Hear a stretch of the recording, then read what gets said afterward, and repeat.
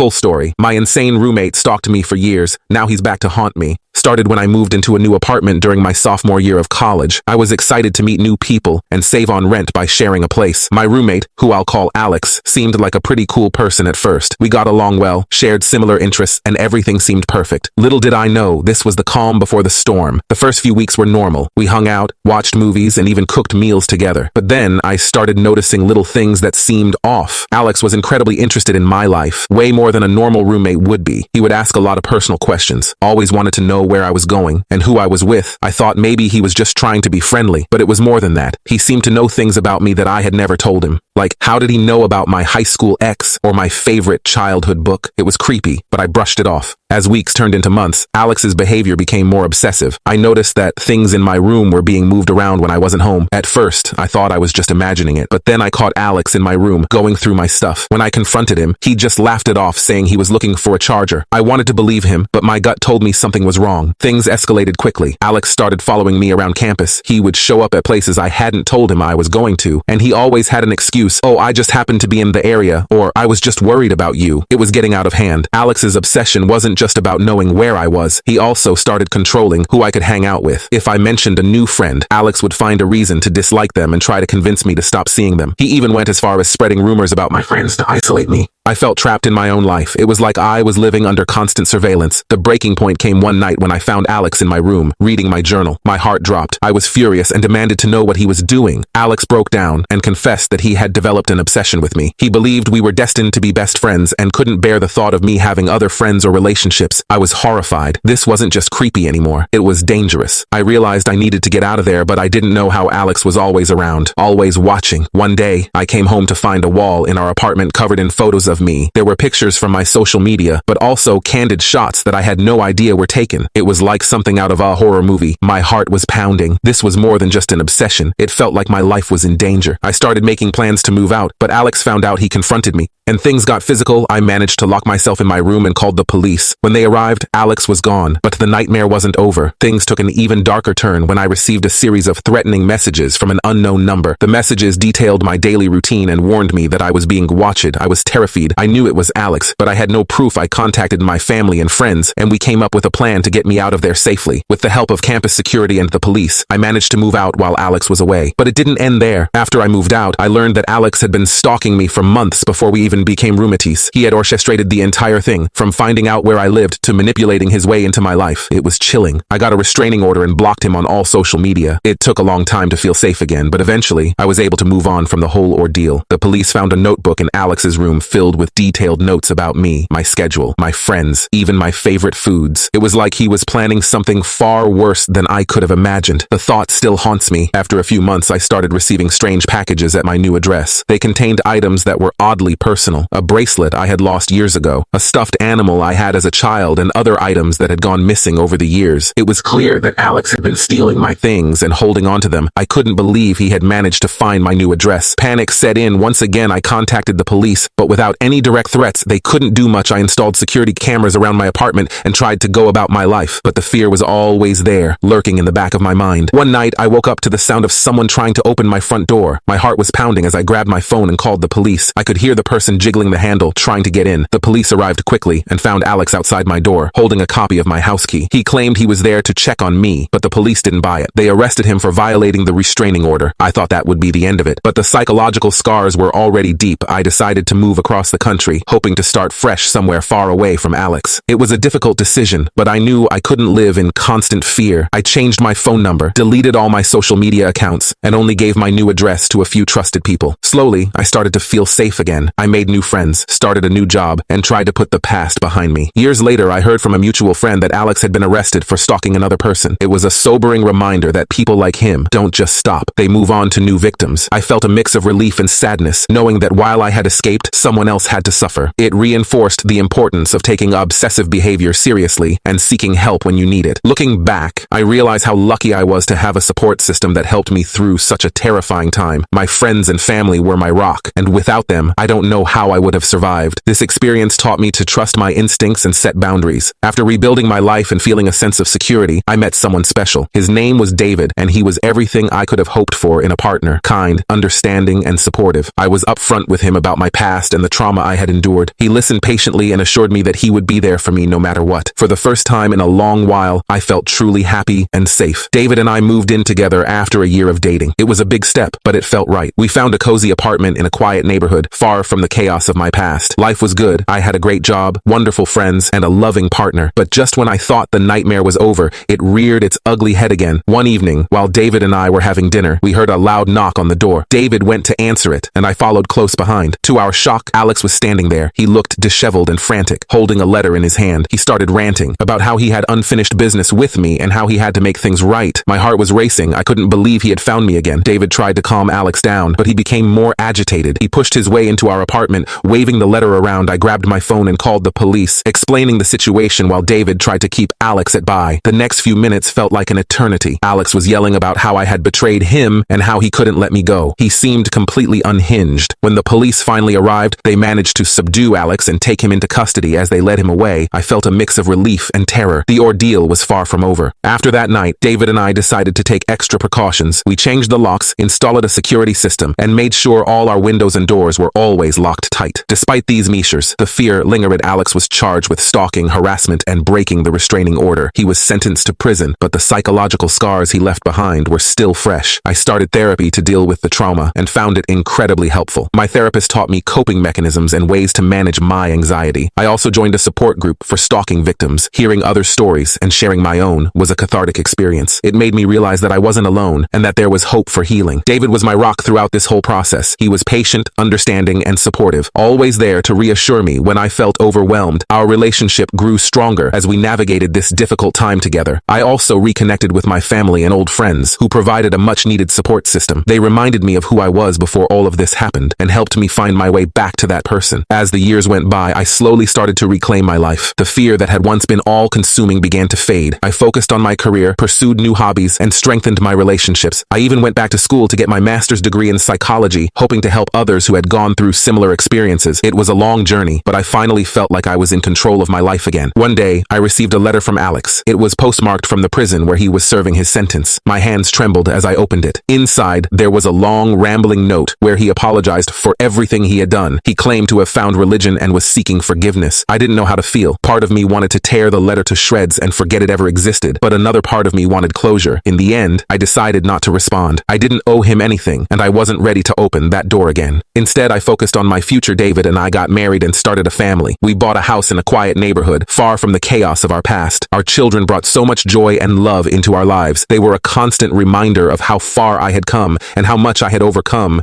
Looking back on everything, I realize how strong I am. I survived a terrifying ordeal and came out the other side stronger and more resilient than ever. This experience taught me the importance of trusting my instincts, setting boundaries, and seeking help when needed. It also reinforced the value of a strong support system and the power of love and perseverance. If you ever find yourself in a situation that makes you feel uncomfortable or unsafe, please don't ignore it. Reach out to someone you trust and take action to protect yourself. Your safety and well-being are the most important things.